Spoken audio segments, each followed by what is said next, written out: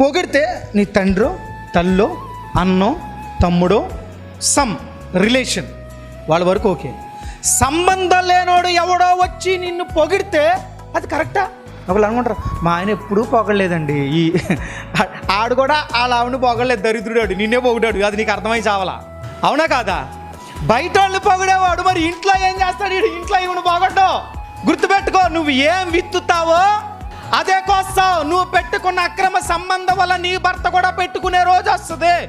భర్తగా నువ్వు పెట్టుకునే అక్రమ సంబంధం వల్ల ఒకరోజు నీ భార్య కూడా పెట్టుకునే సందర్భం వస్తుంది. తట్టుకోగలిగే కెపాసిటీ నీకుందా? గుర్తుపెట్టుకో, నువ్వు పాపం చేసావు, నీ పాపం నీతో పోతుంది అనుకోకు. నీ భార్యను, నీ కుటుంబాన్ని, నీ భర్తను, నీ బిడ్డల్ని కూడా సర్వనాశనం చేసే రోజు ఒకటే. ఇంకా చెప్పాలంటే నడి వీధులు పాలు చేసి, నవ్వులు పాలు చేసి రోజు ఒకటే. ఆ రోజు రాకముందే బ్రతుకునేం చేసుకోవాలా?